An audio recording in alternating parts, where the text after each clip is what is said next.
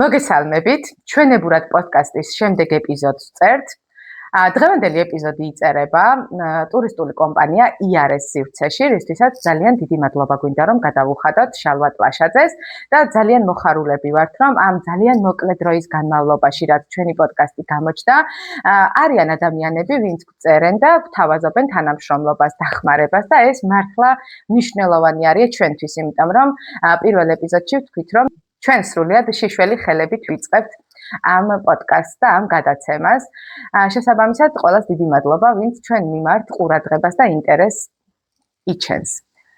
უერთდები ანას მადლობებს ნამდვილად და ძალიან ბედნიერი ვარ, რომ მესამე ეპიზოდს წერთ და რაღაცნაირად დილას ვეუბნებოდი, რომ თითქოს არ მჯერათ ხო, იმიტომ რომ ჯერ მეგონა პირველი რომ ჩავწერეთ რაღაცა არასერიოზულად მოგიდგება მეთქი ხალხი და იტყვის რომ ნეტა ამათ მოსწლიათ ესენი დამჯდარან რაღაცებს ლაპარაკობენ და მე ინტერესი რომ წამოვიდა და აი ჩვენი სანაცნობო საახლობლო სამეგობრო მხარდაჭერა გამოგვიცხადეს აი ზოგმარა შემოგვთავაზა ზოგმარა როგორც ანამ თქვა IRS-ში წერთ ხა ამას ჩვენ და სხვადასხვა შემოთავაზებები გვაქვს კიდე რომელსაც გზამერე სხვადასხვა ეპიზოდებში კიდე ვიტყვით და ამით ვარ ძალიან ბედნიერი. კი, ემოცია კიდე არ გვეტყობა, მაგრამ ეს ტაშისკრის ეს ქონდა რა, რიტუალი უკვე ქონდა. ასეთი ჩვენი მხარდამჭერი და მეგობარი არის დღეს ჩვენი სტუმარი მესამე ეპიზოდის ლადო მიხანაშვილი.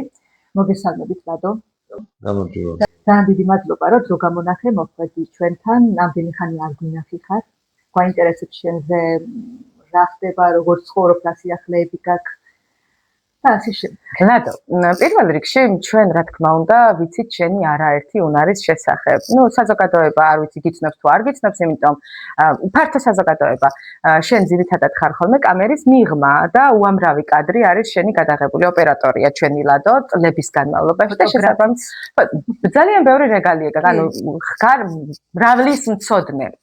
გარდა იმისა, რომ შენ ხარ ლადო მიხანაშვილი, ვინ ხარ შენ? ამითი რომ გავხსნათ ჩვენი პირველი ეპიზოდი და თავადვე გააკეთე საკუთარი თავის იდენტიფიცირება თუ შენი იდენტობა შეგიძლია თავადვე განსაზღვრო.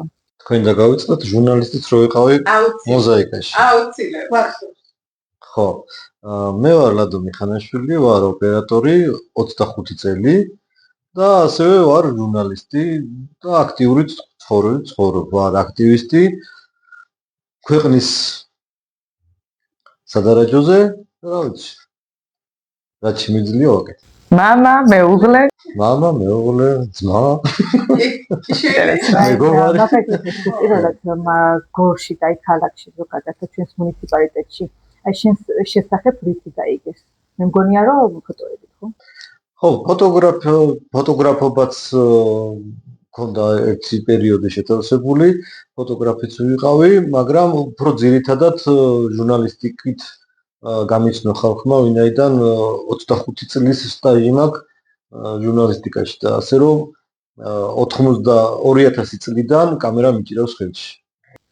აი ყველაზე მეტად რა გახსენდება? აი ხო არის რომ შეკითხებიან ხოლმე ყველაზე მძიმე გასახსენებელი, ყველაზე კარგად გასახსენებელი. 25 წელი ხა საკმაოდ დროა იმისთვის, რომ ეგ პერიოდები დაგეგროვებინა.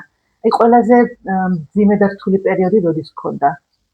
ომები, ორი ომი მაქვს გადაღებული. არა, უბრალოდ ერთი გადაღებული მაქვს, მაგრამ შევესწარი ორ ომს. 2004 წლის ომს, რომელიც ხდებოდა დიდი ლიახვის ხეობასთან დიდი ლიახვთან დამაკავშირებელ გზაზე, წვერიახოს ეძახიან.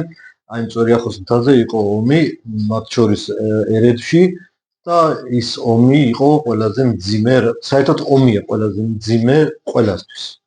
როგორც ჯარისკაცისთვის, ესე ჟურნალისტისთვის, ესე მოსახლეობისთვის, ყველასთვის არის მძიმე და შემთხვევით რა თქმა უნდა. და რა გამოცდილება მოხდა იმაში, როგორ გააგრძელე მე იგივე პროფესიაში ყოფნა? მიუხედავად იმისა, რომ მე ავტომატი არ მეჭირა და ასე ბრძოლობდი, მაგრამ არანაკლებ დიდ იარაღს წარმოადგენს მაგ შემთხვევაში კამერა, რომ ასახო ის მომენტი, რაც იქ ხდება.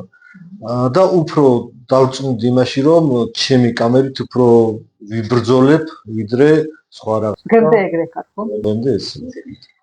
ლადო, ომზე საუბრობთ და ბარემ ეს თემა რომ კარგად განვავრცოთ, აი თუ გახსენდება კადრი, არ აქვს მნიშვნელობას 2008 წელსაც გულისხმობ, ხო 2004-ის გარდა 2008 წელსაც შენ პროფესიაში იქნებოდი. არა, მაგ დროს არ მუშაობდი ჟურნალისტიკაში, თავდაცვაში მუშაობდი, მაგრამ მონაწილეობა მივიღე. კი ბატონო, როგორც ოპერატორი, 2004 წელს რო დაუბრუნდეთ, თუ გახსენდება კადრი, რომელიც აი არასდროს არ დაგავიწყდება, იგივე არ ვიცი, მოსახლეობასთან მიმართებაში, რაღაც აი კადრები, რომელიც ჩვენს მეხსიერებაში სამუდამოდ აღიბეჭდა.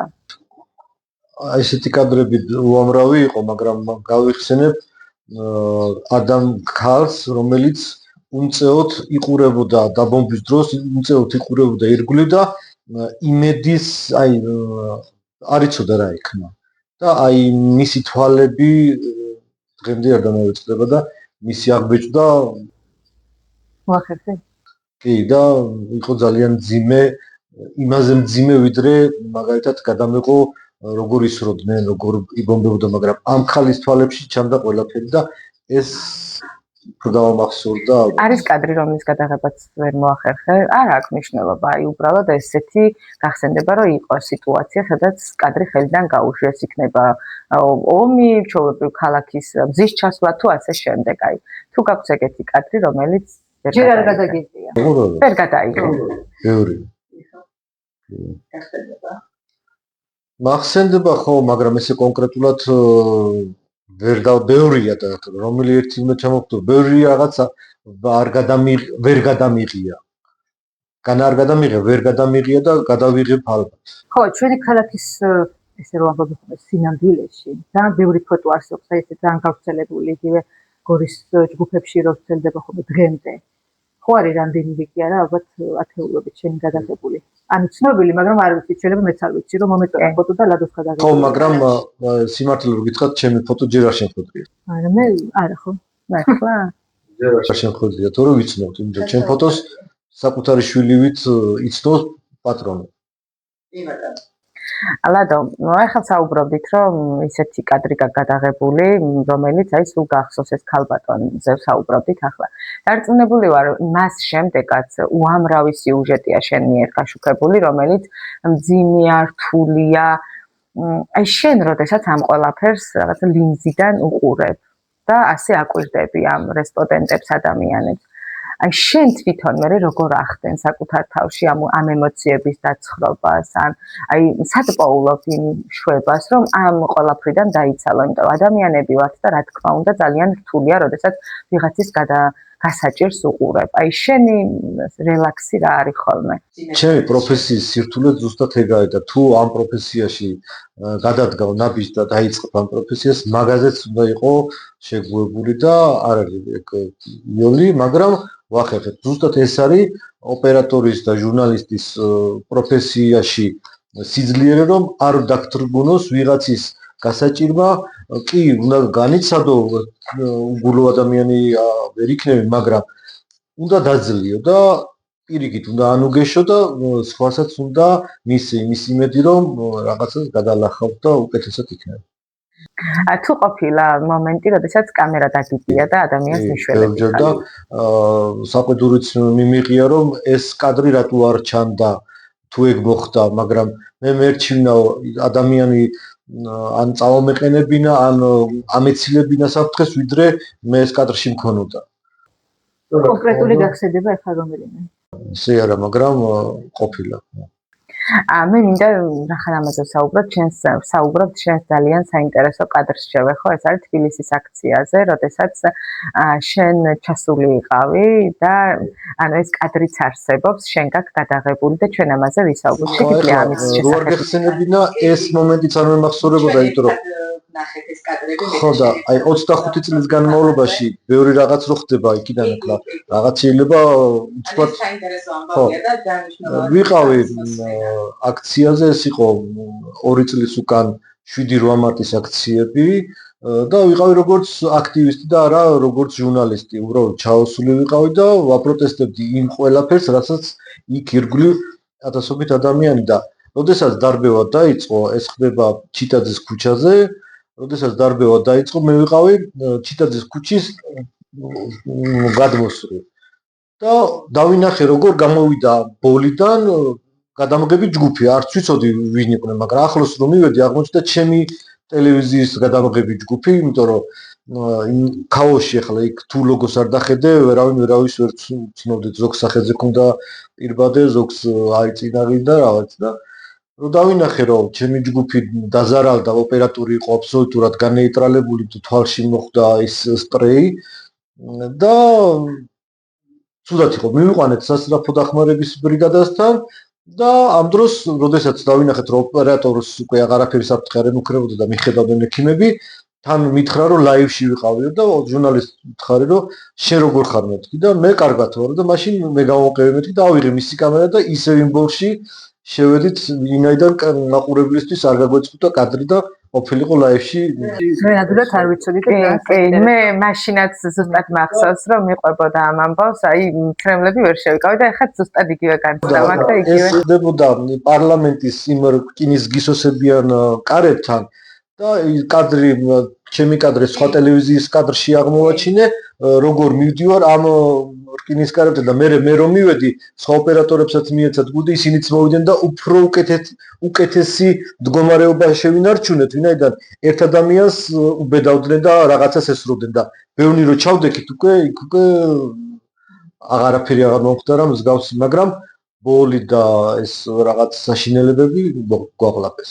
ეს ისე თვითონ ლადოს როგორც აღმოჩნდა, ეგეთ ამბებს რაღაცნაირად ვცდილობ თითქოს გონებაში მაინდა-მაინც არ ჩაიბეჭდო, ხო? ანამ გადაცენა და გადაცენა. ხო, არა, ვშლი, მაშინ ვშლი, რომ ესეთი რაღაცები ახლა კი გახსოვს, სადღაც დაფიქრდები გაიხსენებ, მაგრამ არ ვფიქრობ და ჯობია რომ ცივი გონებით ესეთი რაღაცები ახლა მე მკვლელობაზეც ყოფილი ვარ, გადაღებაზე, ავარიაზეც, მაგრამ ამ ყველაფერზე რომ ვიფიქრო, მაშინ ვეღარ გადავიღებ შემდეგ კადრს და ვიქნები იქ ჩარჩენილი და ეს არ შეიძლება. ლადო, როდესაც აი ესეთ ამბებში გიწევს მუშაობა არამშვიდ გარემოში, აი აქ ფიქრობ ხოლმე საკუთარი თავის უსაფრთხოებაზე? აი როგორი არის ძირითადად ამ დროს ოპერატორის და ჟურნალისტის ურთიერთობა? როგორ უნდა იურთიერთობოს ამ დროს ოპერატორმა და ჟურნალისტმა? და შენ როგორც ოპერატორის ამპლუაში ესე გითხარი, აი ხო, აი მე რო გინახავს კადრები და აქ ხო შეიძლებოდა რამე მომსვლო და დარწმუნებული ვარ გიფიქრია. აი იმ წუთაც რა ხდება, როდესაც პროცესში ხარ? ჯერ გავცემ პასუხს, როგორ უნდა იურთიერთობოს ჟურნალისტმა და ოპერატორმა. აქ არის ერთი ორგანიზმი უნდა იყოს. არ არის აქ ანუ უფრო-უმცროსი თუ ერთად შეწყობილად არ მოხდა მასალაზე მუშაობა, მე მასალასაც ეთქობა რომ არ ვარგა. როდესაც ჟურნალისტის სხვა მხარეს იწევს, ოპერატორის სხვა მხარეს. აქ უნდა იყოს ერთი ორგანიზმივით მუშაობა და მაშინ გამოდის მასალაც კარგი და ხარისხიანი. რაც შეეხება უსაფრთხოებას, მაგ დროს გონება ითიშება და მხოლოდ ფიქრობ, რომ კადრი გქონდეს მაყურებლისთვის უფრო საინტერესო და ჩემი უსაფრთხოება მერე დავფიქრებულ არ კი მქონია, რომ აქ ხო შეიძლებოდა მეც რაღაცა მომხდარა, თუნდაც აქციების დროს ხო შეიძლებოდა რაც მოუვიდა სხვას, იგივე მოგივიდეს, ან და ხალხმა თვალი დაკარგა, კარგად იცით და იქ ოპერატორები მაინც მუშაობდნენ, ხო? და თან ის უფრო დიდი სამიზნეა ოპერატორი მაგ დროს, იმიტომ რომ ღამე განათებაც გაქვს და ყველა ხედავს და მაგ დროს ჩვეულებრივად მუშაობ, რომ ხალხს შემოუნახო ის მომენტი დააჩვენო, რაც იქ ხდება. რო არ არსებობდეს ოპერატორი, ვერავინ ვერაფერს ვერ გაიგებს, რა ხდება კედლის იქით. რაღაცნაირად მძიმე ამბები გავიხსენეთ და მიყვა ეხა ეს რაღაც მძიმე საუბარი, ხო? ანუ კარგ თემებზე რა, ანუ ჩვენ მე და ანა და ბევრი ჩვენი საერთო მეგობარი შენ გიცნობთ, როგორც ძალიან მხიარულ და ენაკვიმატ და რაღაცნაირ ადამიანს, რომელთანაც არასოდეს არ მოიწყე. ხო და გუშინაც ვიხსენებით, ეხა ვის რა მოგონება გქონდა შენთან რა და გისმენთ. ხო, პირველი როცა მე და შენ მაგალითად შევხვდით მოზაიკას ოფისში, პირველი ჩვენი კონტაქტი როგორი იყო? გახსოვს შენ? ეს პირველი იყო თუ რაღაცა, მაგრამ გაცნობის პროცესი მახსოვს, ხო, როგორ არ მახსოვს, მაგრამ ეს პირველი შეხვედრა სად მოხდა და როგორ იყო, ეგ არ მახსოვს. ხო, აი მე მახსოვს, თან რაღაც იყო, მე მგონი გაფუჭებული იქ შტეფსელი თუ რაღაც შტეფსელია, დენსკვიტა. და შენ გააკეთე, მაგაზე მოხვედი უპირველად. ეგრე მახსოვს, მე არ ვიცი. ხო და მე ვიყავი სამზარეულო, შენ შემოხვედი და ძალიან ისე შემეკითხე რომ უბრალოდ მითხარი რომ რა გამხდარი ხარო და წერწეტაო ხო და მე გადააკეთე წერწეტა კი არა მარტო წხარო ისეთი გამხდარი ხარო და მაშინ კარგად გიცნობდი შეიძლება ხუმრობა პირველი იყო მაგრამ ესე უცხოს ვერ ვეტყოდი ხო კარგად გიცნობდი არა არ ვიცნობდი პირველი იყო ეგ და პირველი ხუმრობა შეიძლება იყოს თორე ნაცნობობა და გადაკვეთა მე მეც გითხარი რომ მაშინ შენ ლიპლიპა ხარ და ლხარ მეთქი და საიდან წამოვიდა ჩვენი ეს მიმართვა ხალხი რომ ეხდება ხო და თავში ვიდეო ჩავიდეს თუ მეცინებოდა მე მაგაზე რომ აი წერწედა და წხარო მარტო რა წერწედაო კი ახლა წეგან საუბრობდა ლადო იმაზე რომ ანუ კარგად უნდა იყვნენ შეთამაშებული და რაღაცა ერთი ორგანიზმი უნდა იყოს ჟურნალისტი და ოპერატორი რაც მე და ლადოს არ გამოგდიოდა მე და ლადოს არ გამოგდიოდა იმიტომ რომ მე სულ რაღაც რატო ჩემ პრობლემა ვიში მე ასუ მაგრამ კარგი საქმე ვაკეთებ დამდგარ არა ჩხუბი მაყურებელს არ ეგონოს რა დაგდებაზე იყო მაგრამ ჭიბრიანი ლადო ჭიბრიანი და ესე ერთმანეთს მოკლედ თელადებში ვიყავით და ისე ეგან გითხარით და მძიმე ყველაზე მძიმეს რაც გაიხსენებდი და ასე შემდეგ აი ყველაზე კარგი პერიოდი ეროდის იყო შენ პროფესიაში როცა მუშაობდი არა მარტო პროფესიაში შენ აქტივისტი და სამოქალაქოს გულისხმობ გორში სხვადასხვა რაღაცებში იყავი ხოლმე ჩართული მე ასევე ჩამოვაყალიბე გორის ველომოყვარულთა კლუბი და ვეყარო ამაზე ვფიქრობდი ხო მაშინ არა ფიქრი ახლა შეიძლება უბრალოდ ახლა იმდენი პრობლემა ხო ამას ნაკლებად მიექცევა ყურადღება ვცდილობდით ამეყოლიებინა გორის მოსახლეობის ახალგაზრდობა და ჯანსაღი ცხოვრებისთვის პროპაგანდაში ჩავთვლიყავით სულყველანი და რაღაც პერიოდი გამოგვდიოდა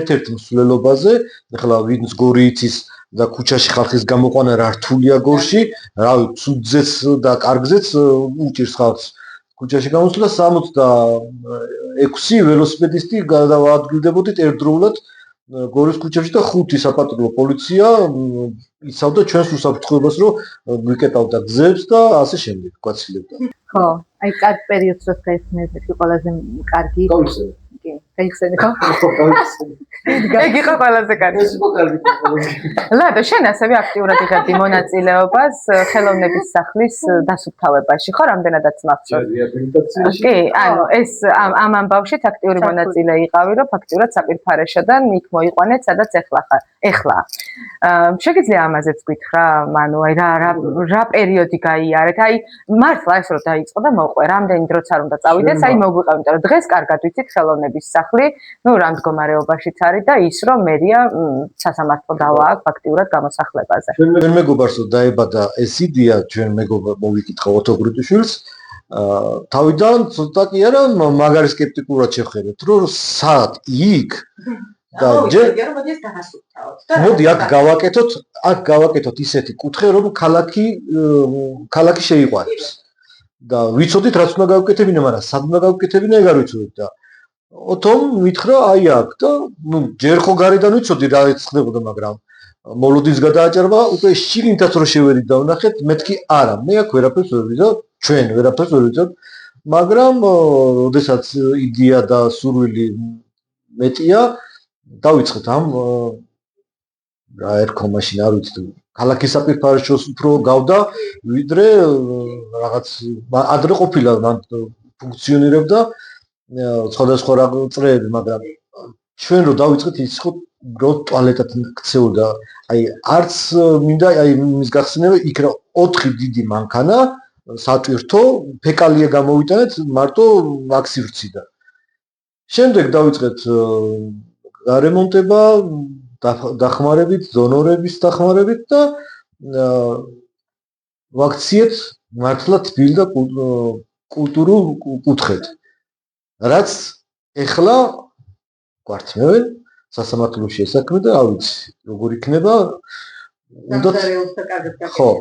უნდათ უკან დაბრუნება ანუ ეს ჩვენ მქონდა ხელშეკრულებით აღებული კი გაგვივიდა ხელშეკრულება მაგრამ ისე გაგრძელება არის აუცილებელი იცი რა მაინტერესებს ლადო რა მდგომარეობაში თქვენ შეხვედით ისეთ სიტყვენ თუ ახლა როგორც არის ასეთ სიტყვენ უბრალოდ ისეთ მდგომარეობაში რაც იყო ვერ დავახვედრებთ იმიტომ რომ მაშინ ნახევარი ქალაქი იქ უნდა ვატაროთ რაღაცეებისთვის ჩვენ მაგდეს ვერ შევძლებთ გამეწმული. რა ეტაპზე ხარ ასაკეთებ? ეხლა მუშაობ ტელეკომპანია ფორმულაში ვარ ოპერატორი. კი ბატონო. და ასევე ჩემი კერძოდ შეკვეთებსაც ვიღებ და ვემსახურები ხალხს. ელექტროობა, სახლის ელექტროობის დაქცევა, ხო? და ცენტრალური გათბობის დაქცევა. ჩვენი აგე მაყურებლებო კი თუ ვინმეს მოგინდებათ აგე ლადოს შეგიძლიათ დაუკავშირდეთ და ითანამშრომლოთ მისი კომპეტენციის ფარგლებში. ლადო, აი დარწმუნებული ვარ გექნებოდა და რამდენიმე ესეთი კურიოზი რომ მოგვიყვე გადაღების პროცესში, აი რა დაგმართნა. აი იცი როგორ აი ჩვენთან თქვა. ანუ ჩვენთან თქვა რომ აი რას გულისხმობ. არც მე მაგალითად მე მქონია ესეთი შემთხვევა, ხა ვინც იცის და იცოდა უბრალოდ მოზაიკა როგორ მუშაობდა, ჩვენ ვიყავით ჟურნალისტებიც და ოპერატორებიც, იმიტომ რომ გვეკავა ტელეფონი და ტელეფონს მიღმა, ან ლაივი მიყვავდა, ან ვიდეო, ასე შემდეგ. მე მქონია ეგეთი შემთხვევა და ალბათ პირველად გაიგებს ახლა ჩემი ხელმძღვანელობაც, როდესაც მთლიანად ჩავწერე და გამორთული იყო და მე ვთქვი რომ უბრალოდ ტელეფონს რაღაც დაემართა, ან კამერას, ან საიდან, როგორ იცამცა მართლა და აი ძალიან შემწყვა რომ მოვიტყვა, მაგრამ სხვა გზა არ მე მგონი მე ისეთი რამე დამემართა, ვერც მაგას ვერ ვიტყოდი. და ალბათ გახსოვთ. რომელი სოფელი იყო? ხურვალეთის ბლოკ სამუშაგოზე. როდესაც ლაივი რო ჩავთი და რესპონდენტებს ყურები რო ამოსდიოდა. ვერ თიშავდი, არ ვიცოდი და სამსახურიდან რო წავიღე ტელეფონი, არ ვიცი, იქ ვიღამაცამ დააწვა და ეგრე წავი, თუ მე მომიხვდა. ხო, რაღაც იყო ჩართული და თან სტუმრები უნდა ჩამეწერა და ვინც ჩემსკენ მოეხედა ყველას ყურები ამოსდიოდა. თან ვიყავი ლაივში, ვერ თიშავდი. სერიოზული ამბავი სერიოზული იყო, არ უშვებდა პოლიცია აქტივისტებს და იყო მთელი გაწევ-გამოწევა და მე ამ დროს ყურებიანი ხალხი მოვიდა ეთერში და ვერ ვთიშავდი. და ეს იყო ლაივი გამორტან ჩართვა დაგვიწევია? არა, ლაივს ვერ დაგავიწყდება, ეთერში არ ვიყავ. შეიძლება რეკ პაუზა აგერიოს, მაგრამ სხვა ზარაფერი. მე ერთხელ მქონდა, რა ვიხდა, რამდენად კურიოზი არ ვიცი, მე წარეთ მახსენდება დღესაც ირაკლი ოქროშვილი რო იყო თავდაცვის მინისტრი, თუ შინაგან საქმეთა მინისტრი, არავის არ ეწერებოდა და არ ჩნდებოდა იმ პერიოდში, რა პერიოდი იყო ისეთი, რომ არ ჩნდებოდა კამერების წინ და ამ დროს აღმოაჩინეთ, რომ ირაკლი ოქროშვილი სოფელში მივიდა და ჩვენც იქ ვიყავით ტყვიავში. და მივარდით მე და ჩემი ჟურნალისტი და მანქანიდან რომ გადმოვიდა სხვა გზა არ აქვს და ჩაგვეწერა და უხარია ჩემ ჟურნალისტს და ურეკავს სამსახურს რომ მოახერხა ირაკლი ოქროშვილის ჩაწერა, ვერავინ ვერ ახერხებდა ვერც ერთი ჯგუფი და ამ დროს ვნახე და მაგ მირბენის და გამორბენის კადრები რეკ პაუზა ამერია და ეს იყო ჩემი. მაგრამ ეს რამდენად კურიოზია, ვიცი, დღესაც წარებ მახსენდება.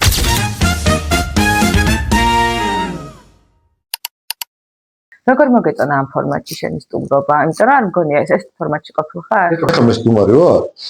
გადაცემის. წერს? აი. რა ვიცი? კარგია. საინტერესო. დაძაბული არ ხარ? და ჭორაობ რა.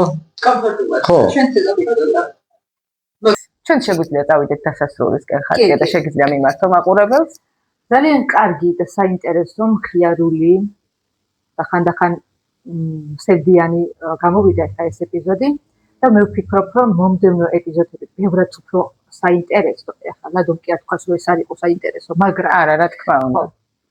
ჩვენს საინტერესო სტუმრად ვისურვებ. კი, ძალიან მინდა რომ აი ესე გაგრძელდეს ამ პოდკასტის სერიები და ძალიან ბევრი ადამიანი გაგაცნოთ ცოტა სხვა რაკურსიდან, სხვანაირად დაინახოთ თქვენ ვიდრე საზოგადოება ცნობთ. და ის გადამჩენია რომ მადლობა გადაგიხადოთ თქვენ ყურადღებისთვის და ყველა ჩვენ მხარდან ჭერს და კიდევ ერთხელ დიდი მადლობა გადაუხადო ტურისტულ სააგენტო IRS რომ დაგვიქმნოს თავისი სივრცე და დაგემშვიდობებით მომდევნო ეპიზოდამდე. დაგემშვიდობებით და იმედი მაქვს რომ გაგრძელდება ჩვენი და სხვადასხვა კომპანიების თანამშრომლობა, როგორც იარესთან, ასევე სხვა კომპანიებთან. ჩვენ მზად ვართ, როგორც იმაში, რომ სტუმარს შეუძლია მოგწეროს, რომ მე მინდა თქვენთან მოსვლა და საუბარი, ასევე შეუძლია ბიზნესებსაც, რომ შეგვეხმიანონ და თავისი წინადადება შემოგთავაზონ. დაგემშვიდობებით. ჩვენ სულ აქ ვართ. ნახვამდის.